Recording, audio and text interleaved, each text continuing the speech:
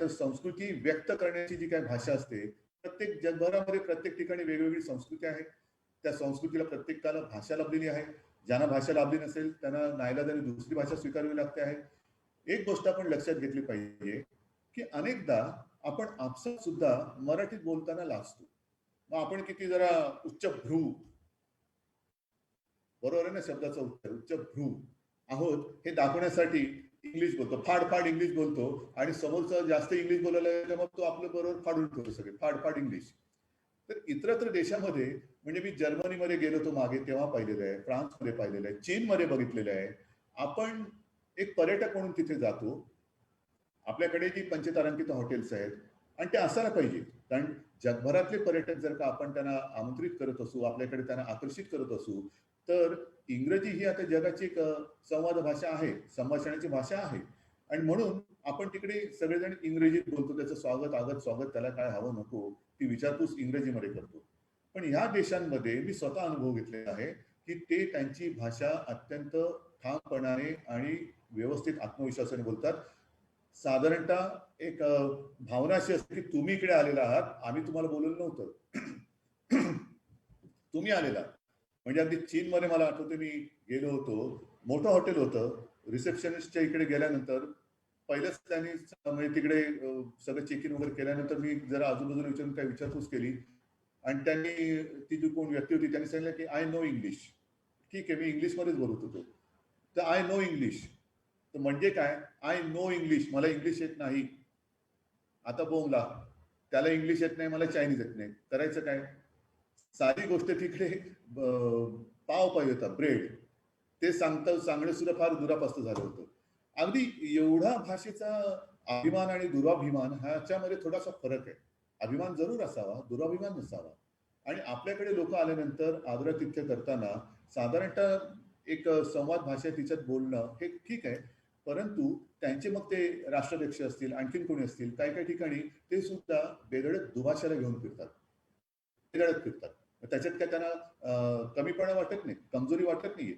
आपल्या मातृभाषेमध्ये विचार करणं, मातृभाषेमध्ये एखादा विचार व्यक्त करणं, मातृभाषेमध्ये काही बोलणं म्हणजे काही कमीपणा अशातला भाग नाही. आपण त्याला कमीपणा मानतो आणि हा न्यूनगंड आपल्यातून जात नाही. तोपर्यंत आपण कितीही आकांत केला तरी मराठी भाषेला अभिजात भाषा आणि आणखीन काय आहे तो काय दर्जा मिळणार नाही. अगदी आपण सुद्धा सभापती महोदय आपण सुद्धा समजा उत्तरेत गेलो तर आपण हिंदीत बोलणार, भाई और बहनो. उत्तरेतले नेते इकडे आले तरी भाई और बहनो. म्हणजे ते असं विचार करत नाही की इकडे मराठीत बोलतात. मग एखादं वाक्य होत आहे, राम राम कसे आहात, काय जेवलात का, त्याच्यानंतर मग जेवला असा नसाल, चूल पेटली नाही पेटली, माझं राजकीय भाषण सुरू. तर हा जो काही एक प्रकार आहे त्याच्यामुळे मला असं वाटतं की दरवर्षी आपण एक थोडस एक नाही म्हटलं तरी कड काढत असतो की याला अभिजात भाषेचा दर्जा मिळाला पाहिजे, याला हे मिळालं पाहिजे, त्याला ते मिळालं पाहिजे. छत्रपती शिवाजी महाराजांनी काय केलं, स्वराज्य तर स्थापन केलंच. पण जे मी मगाशी सांगत होतो की संस्कृती जपणं म्हणजे जो भाषा जपतो तो संस्कृती जपतो, जो संस्कृती जपतो तो भाषा जपतो. संस्कृती जपायची असेल तर भाषा जपलीच पाहिजे आणि भाषा जपली तर संस्कृती आपोआप जपली जाईल.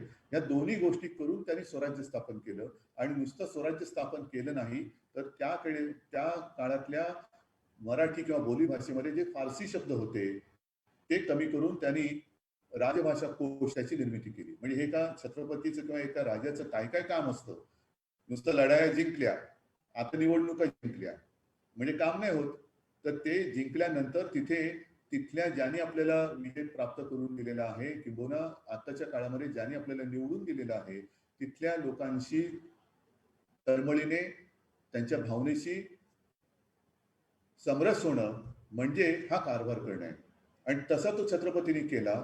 मग मी नेहमी सुभाष देसाईंना सांगतोय, आपण जे माझे मंत्रिमंडळातील सहकारी इकडे बसलेले आहेत, रामराजे आपण पण आहात, सभापती महोदय आहेत, उपसभापती महोदय आहेत, अध्यक्ष महोदय आहेत.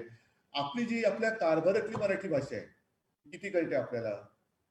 मला तर काय काय शब्द मराठी भाषेत शाळेमध्ये शिकून सुद्धा ते शब्द व्यपगत होणे, व्यपगत होणे, नसतीवरती सही झाली का, काय दुसरं काय नियत्व्य आहे असं काय काय शब्द आहेत ते असं वाटतं की जाऊ दे ती सही करून टाकतो बाबा, ही नसती भानगड नको, त्याच्यापेक्षा ती सही केलेली बरी. तर आपण जर का छत्रपती शिवाजी महाराजांनी तेव्हा राजभाषा कोश केला होता, आपण आपला मराठी भाषा कोश आपल्या सोप्या भाषेत का नाही करत? का करू नये? अगदी आता सुद्धा हे काय गुगली माहितीये, गुगल हे नवीन आलेलं आहे. आता ती भाषेची गुगली जी काय पडते, ती पडल्यानंतर फार विचित्र होतं सगळं. तर काही वेळेला जसं सावरकरांचा उल्लेख केला, सावरकरांनी सुद्धा प्रतिशब्द दिले ना. मेयरला महापौर दिला. अशा अनेक त्यांनी चांगले चांगले शब्द दिले. मराठी इंग्रजीचं मराठीकरण म्हणजे नुसतं भाषांतर नाही. म्हणजे आता जसं मी म्हटलं ऑनलाईनचं म्हणजे काय? ऑनलाईनचं भाषांतर काय करणार? भाषांतर नाही. तर तो अर्थ आला पाहिजे, त्याचा सारांश आला पाहिजे, त्याचं सार आलं पाहिजे. तो शब्दशः त्याचं भाषांतर ह्याला काही अर्थ नाहीये. शब्दाला अर्थ पाहिजे. आणि असं जर का करायचं असेल तर मला असं वाटतं काही ठिकाणी चला बोलीभाषेची स्पर्धा घ्या. सोपे शब्द कोण सुचवते त्याच्यावरून आपण काम करू. तर असं जर का आपण केलं अखंडपणाने अव्यवहारपणे ठीक आहे, अभिजात भाषा करता करता करू आपण, पण तोपर्यंत आपली मराठी भाषा जी मजबूत आहे, मराठी भाषेची ताकद, ती ताकद जर पुन्हा कोणाला पाहायची आवश्यकता असेल किंवा पाहायची गरज असेल आणि दाखवण्याची आवश्यकता असेल, तर ती दाखवण्याचं काम हे आपल्यालाच करायला पाहिजे आणि आपण ते करू शकतो. का नाही करायचं? मगाशी जो एका कुसुमाग्रज यांच्या कवितेचा उल्लेख केला, मराठी माती. ती मराठी माती ही कविता एवढी सुंदर आहे की त्या मराठी मातीचं पूर्ण महत्व आणि तिची महती ही त्याच्यात त्यांनी वर्णन केलेली आहे. आपण आपल्या सभागृहात आता सुद्धा मी बघतोय या सभागृहात पाठीकडे नेहरू आहेत, गांधीजी आहेत, पण महात्मा फुले आहेत, छत्रपती शिवाजी महाराज आहेत, लोकमान्य आहेत, बाबासाहेब आंबेडकर आहेत, ही मराठी मातीचीच लेकरं आहेत. या मराठी भाषेच्या मातीच्या लेकरांनी संपूर्ण देशाला एक दिशा दाखवलेली आहे आणि म्हणून मी ती आज कविता माझ्या समोर ठेवलेली आहे. काय अर्थपूर्ण कविता आहे ती. त्यांनी काय म्हटलेलं आहे कुसुमाग्रजांनी, माझ्या मराठी माती ही कविता आहे त्याच्यात त्यांनी म्हटलेले की दिवा झोपडीत मंद पेटे त्यावर मशाल. किती सुंदर बघा, दिव्यावरती पेटे त्यावर मशाल, तिच्या दीप्तीने उजळले घर देशाचे विशाल. मशालीने आग नाही लावलेली, मशालीने देशाचं घर उजळून टाकलेलं आहे. आणि आज जे आपण म्हणतो की दिल्लीमध्ये प्रयत्न केले पाहिजे, दिल्लीत प्रयत्न केले पाहिजे, ठीक आहे करू प्रयत्न, पण त्याचं पुढचं जे पुढे त्या कवितेत एक कडवं आहे, नाही पसरला करी मागायास दान, स्वर्ण सिंहासना पुढे कधी लवली ना मान. ही आपल्या मराठी मातीची महती आणि मराठी भाषेचं हे महत्व कुसुमाग्रजांनी सांगितलेलं आहे. त्याच्यात आणखीन पुढे लिहिले आहे, अन्यायाची सुलतानी कधी हिने ना साहिली, आहे मृत्यूच्या दाराशी हिच्या श्रद्धेची हवेली. हे ते देऊन गेले. आपण नुसतं 27 फेब्रुवारी आल्यानंतर कुसुमाग्रज, वि वा शिरवाडकर, तात्यासाहेबांनी काय म्हटलं, कुसुमाग्रजांनी काय लिहिलं, या 2 ओळी जशा मी आता वाचल्या तशा त्यांनी तशाच सगळ्या दरवर्षी वाचायच्या. लिहून गेलेत, देऊन गेलेत, करायचं कोणी? काय केलं पाहिजे, कसं केलं पाहिजे, हे सगळं बरोबर आहे. कोणी केलं पाहिजे ह्याचं उत्तर आपण शोधण्याची गरज नाही, आपणच केलं पाहिजे. आणि म्हणून मी पहिल्या प्रथम आपल्याला सर्वांना धन्यवाद देतोय की एक चांगली सुरुवात आपण केलेली आहे. मराठी भाषा ही या दिनापुरती मर्यादित राहता कामा नये. 27 फेब्रुवारी उद्या आहे. मोबाईलवरती समजा मेसेज नाही आले म्हणजे मिळवली, हॅपी मराठी भाषा डे, असे संदेश आले नाही म्हणजे मिळाली. तर हा जो काही विषय आहे मराठी भाषेचा, हा आपल्या रगारगात रोमारोमात भिनलेला विषय आहे आणि त्याच्यासाठी इतरांनी कोणी आपल्याला मातेचं आणि भाषेचं महत्व सांगण्याची आवश्यकता नाही. माझी आई, माझी भाषा, माझी मातृभूमी, माझी माती, जर मी जिने मला जन्म दिला तिचे जर का मी ऋण फेडले नाही तर मी नालायक आहे.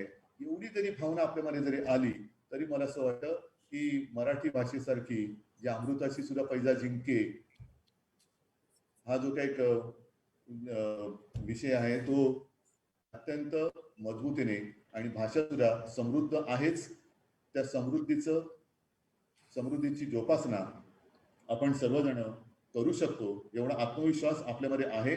आणि तो आत्मविश्वास घेऊन पुढची वाटचाल, माझं तर म्हणणं असं आहे की आता प्रयत्न असे करायचे की चला अभिजात भाषा आहे ना, पुढच्या मराठी भाषा दिनापर्यंत ती अभिजात भाषेचा दर्जा तिला मिळालाच पाहिजे, हे प्रत्येक मराठी भाषेच्या पुत्राने, सुपुत्राने आणि कन्येने हे ध्येय घेऊन जर का आपण पुढे गेलो तर बघू कोणाची हिंमत आहे न देण्याची. असो, मराठी भाषा दिनाच्या निमित्ताने मी पुन्हा एकदा सगळ्यांना शुभेच्छा देतो. कुसुमाग्रजांना वंदन करतो, स्वातंत्र्यवीरांना वंदन करतो आणि एवढंच म्हणतो की तुम्ही जे काय आम्हाला देऊन गेलेलं आहात ते आम्ही वाढवू जरी शकलो नाही तरी नक्की आणि नक्की जपू एवढीच एक भावना व्यक्त करतो. जय हिंद, जय महाराष्ट्र.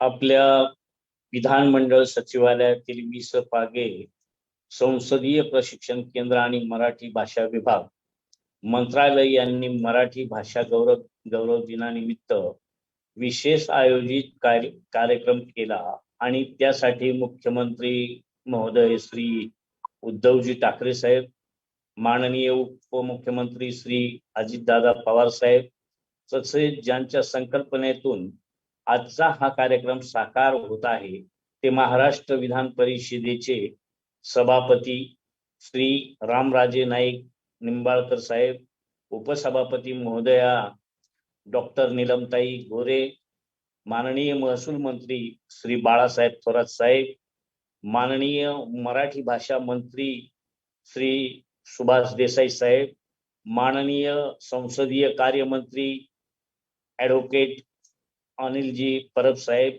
तसेच या उपक्रमात वेळात वेळ काढून सहभागी झालेले सर्व माननीय मंत्री, माननीय राज्यमंत्री, दोन्ही सभागृहांचे सन्माननीय सदस्य, माजी सदस्य आणि परिसंवादातील महत्वपूर्ण विषयावर जे आता विचार मंथन करणार आहे ते सर्व महामहिम वक्ते अशा सर्वांचे मी हार्दिक आभार मानतो. कवी कुलगुरू कुसुमाग्रजांच्या नाशिक जिल्ह्यातील मी असल्याने आजच्या मराठी भाषा गौरव दिन समारंभात आपल्या सर्व मान्यवरांसह मला सहभागी होता आले हे मी माझे सद्भाग्य समजतो. क्रांतीचा जय जयकार करणारे, कोलंबसाचे सर्व गीत गर्वगीत गाणारे, पृथ्वीचे प्रेमगीत गाणारे साकारणारे, माळाचे मनोगत व्यक्त करणारे कवी कुलगुरू कुसुमाग्रज यांना मी अभिवादन करतो. आता आपल्या उद्घाटन सत्रानंतर लगेच कविता सुलेखन, प्रकाशन आणि परिसंवाद सुरुवात होईल असे जाहीर करतो. धन्यवाद.